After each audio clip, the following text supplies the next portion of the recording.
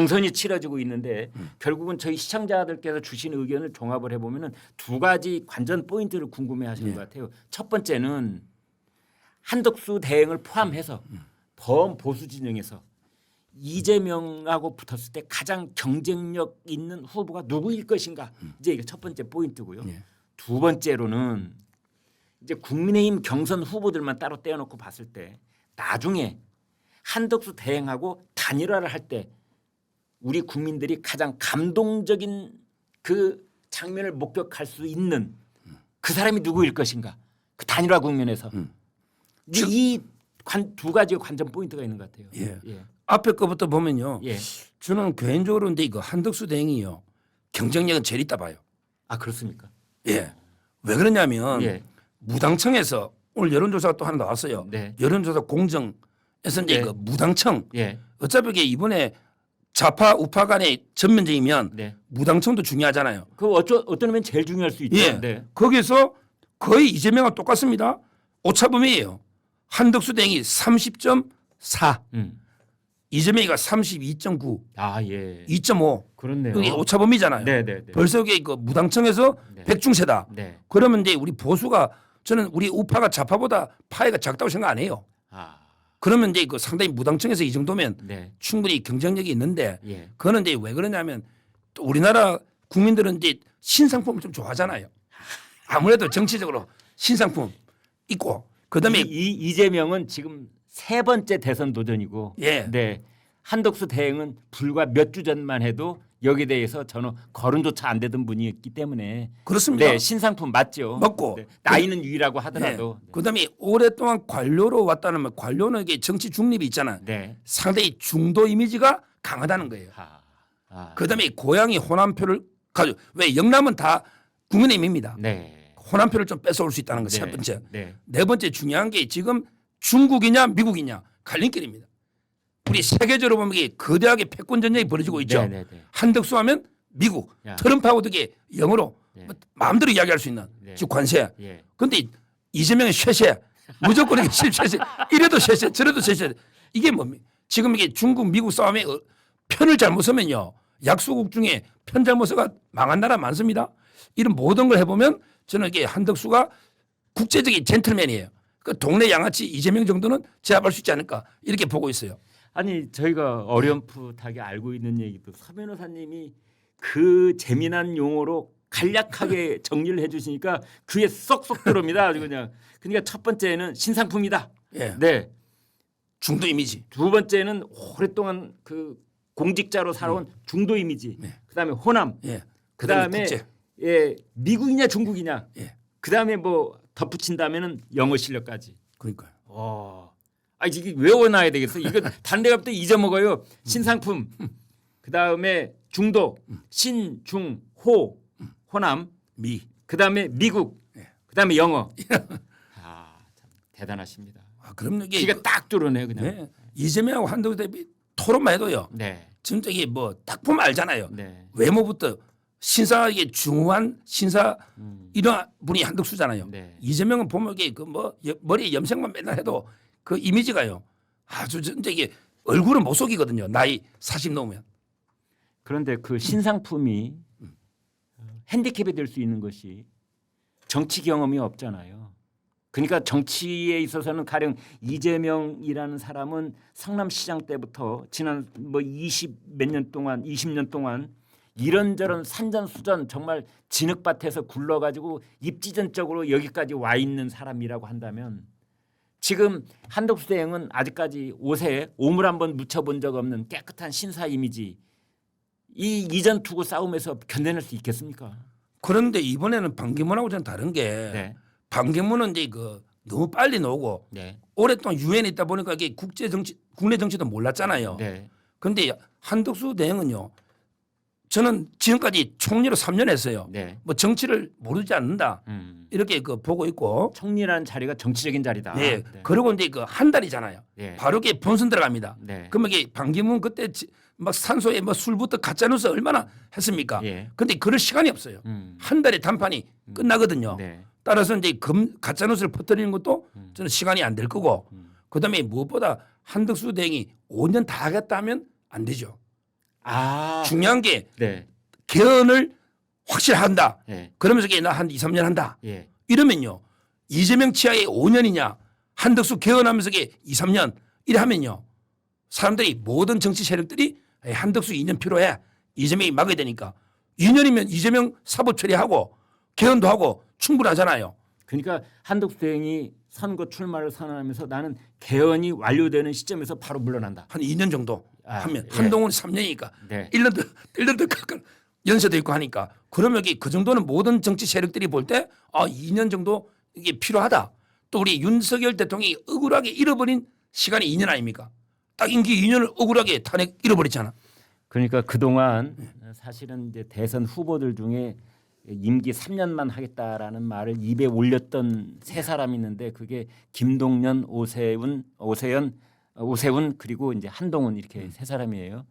그런데 다른 분들은 3년만이라고 말했을 때 정말로 그럴까 이렇게 고개를 갸웃하는 측면이 있는데 한덕수 대행은 왠지 2년만 하겠다 그러면 정말일 것 같은 느낌이 들긴 그럼요. 해요. 네. 한동훈 3년 할 때 제가 엄청 비판했잖아요. 예. 나이도 제일 어린 게 7, 3년 제일 어린데 뭐 3년 이건 어르신들이 하는 이야기잖아요. 예, 예. 한덕수 대행은 근데 크게 뭐 욕심이나 예. 또 연세를 봐을 때 2년이 진정성 있게 오잖아요. 네. 근데 한동훈은 제일 어린 사람이 나 3년만 하고 가겠다. 이건 진짜 말도 안 되는 이야기죠. 자, 그래서 이제 두 번째 관전 포인트. 이제 그 보수 진영의 그랜드 텐트를 쳤을 때 예. 그 중에 한 분은 이제 한덕수 대행이 될 터이고 그런 전제하에 국민의힘 경선 중에 이제 어떤 분이 가령 그 빅 텐트에 가장 적극적이고 유연하게 임할 수 있겠느냐 이 문제 아니겠어요? 지금 이제 홍준표 한동훈은요. 예. 텐트 안 친다니까요. 한덕수 대행하고 단일을 안 해. 같은 얘기 또 다시 예. 되는구나. 자기들에게 무조건 독자. 예. 그러니까 텐트 결국은 이제 그 한덕수하고 아니, 연합. 그런데 예. 저 홍준표 시장도 한동훈 전 대표도 자기 오픈돼 있다고 다 말은 그렇게 했어요. 뭐 그거는 이제 그 한덕수 대행 보고 뭐 양보하라 몰라도 네. 아마 이제 본인들이 양보할 일은 저는 없다고 보고 있고. 아, 빅텐트는 자기가 주인이 되는 빅텐트. 그렇죠. 아. 그런 거죠. 네. 끝까지 완주해야 된다는 거고. 네. 그런데 그걸 떠나서 예. 이 가장 이상적인 조합은 한덕수, 김문수입니다. 왜 그러냐? 예. 정치는 딱 두 가지예요. 이념과 실용입니다. 아. 이념과 실용. 네, 네, 네. 김문수 함에게 이념, 딱 체제 전쟁, 자유 우파 거기 가장 확고한 게 김문수잖아요. 네. 이념이죠, 이념. 음. 근데 한덕수 하면 관료적인 실용입니다. 실용. 이 두 개가 결합되면 예. 이게 찰떡궁합이야. 하. 제가 보기에 성격도 비슷하고 모든 게 그래서 김문수하고 한덕수가 합치면 이념과 실용 두 마리 다 잡을 수 있는 가장 저는 시너지가 크고 이상적인 조합이다. 두 분 다 이게 나라 사랑 외에는 또 개인적인 사사로운 욕심이 없어. 두 분 다. 그래서 저는 시너지 크다 봐요.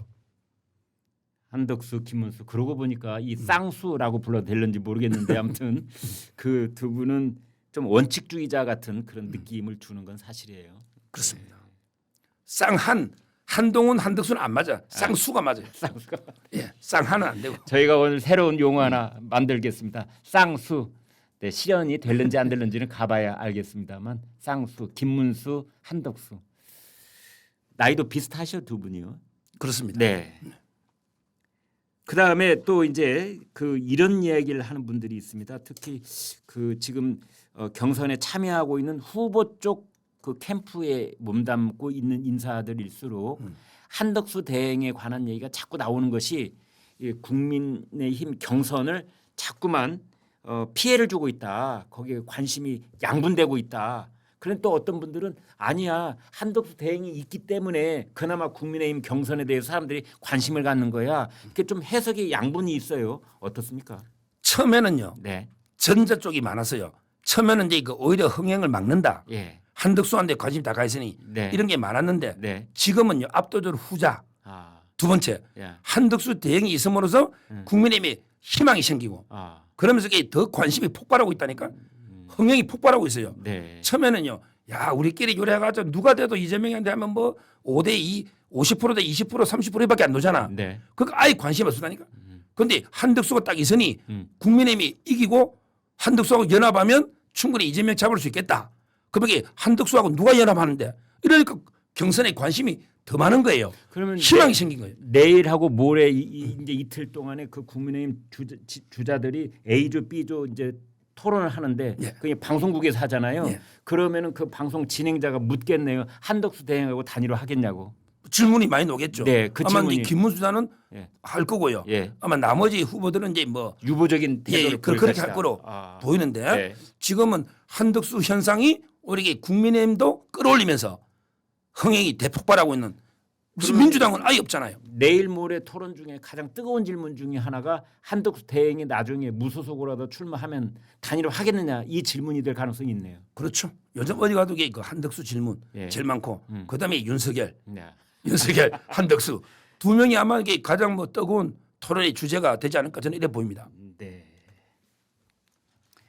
그런데 지금 이제 민주당에서도 그렇고 사실은 오늘 아침 조선일보 사설도 그렇고 한덕수 대행한테 빨리 입장을 밝혀라.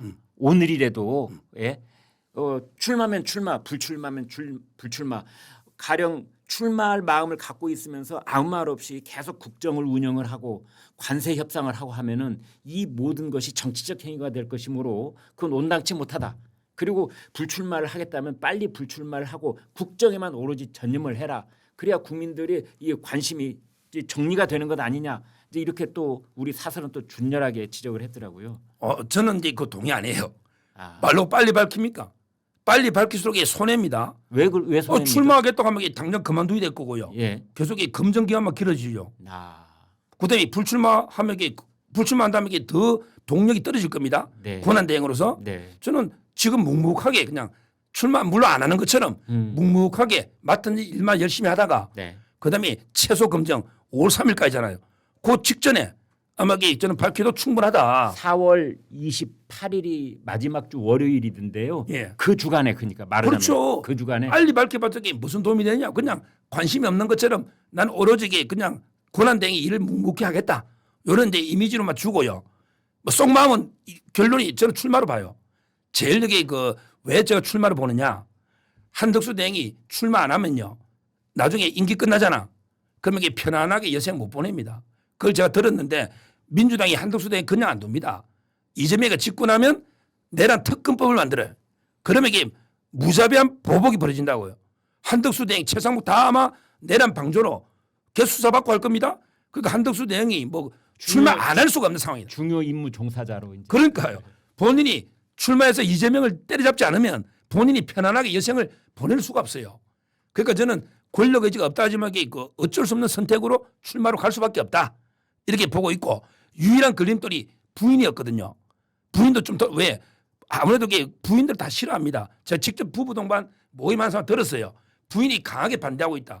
그런데 실제 부인이 화가인데 뭐 다 털어봤자 없어. 그림 평생 10점도 안 팔았어요. 기업에 1억도 안 돼. 저만 그래서 저는 부인 반대가 이제 거의 끝났다. 이미 저는 출마가 거의 100%다고 이렇게 보고 있어요. 저도 그 외교부에 있는 어떤 분한테 들은 얘기인데 예. 이제 한덕수 정부가 우리가 지금 한덕수 정부라고 부를 수 있는 거죠. 사실상 정부의 수장이니까 이제 미국하고 관세 협상을 하잖아요. 예.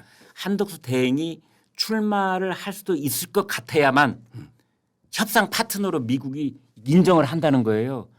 만약 그렇죠. 한덕수 대행이 나 출마 안 해 하는 순간 미국 관리들이 이제 더 이상 대화 안 하겠다. 차기 정부하고 하겠다. 그렇게 될 가능성이 있다는 거예요. 아니 옛날에 박근혜 대통령 때 일본하고 위안부 협정도 네. 문재인가 손바닥 뒤집지 막 뒤집었잖아요. 예. 그런데 만약에 한덕수 대행이 출마 안 하고 한 달짜리 대행이다. 예. 그러면 이재명 정부가 들어서면 또 뒤엎을 거 아닙니까? 예. 미국 당연히 안 하죠. 저는 오히려 이제 출마한다고 하면 관세 협상을 하면 네. 힘을 실어주는 거예요. 그러네. 오히려 트럼프가 네. 한덕수 대행한테 천군만마가 되고 아마 저는 미국이 그런 행보를 할 걸로 봅니다. 그러니까 대미 협상을 하는 측면에 있어서도 출마에 대한 그 입장 발표를 미리 할 필요가 없다. 협상 전략상 그렇습니다. 대화 속마음은 파트너로서 이게 출마 쪽으로 가 있어도 네. 그런 걸 내색할 필요가 없죠. 내색할 검증만 필요가 오고 없다. 전략상 묵묵하게 네. 맡은 바 소임을 다하는 건. 전략적 모함 그렇습니다. 이때도 필요한 것이다. 아 그럼요. 뭐든지 NCND 네. 긍정 부정 안 해주는 거 우리 핵도 그렇잖아요. 네. 이게 제일 좋은 전략입니다. 예. 패를 까봤자 이게 뭐가 좋습니까? NCND. 그리고 이제 정확한 시기가 왔을 때 그때 까는 것이다. 그렇습니다. 네. 이것만 봐도 이게 이거 한덕수 대행 감각 뛰어난 사람입니다. 정치 모르는 사람 아니라고 저는 봐요.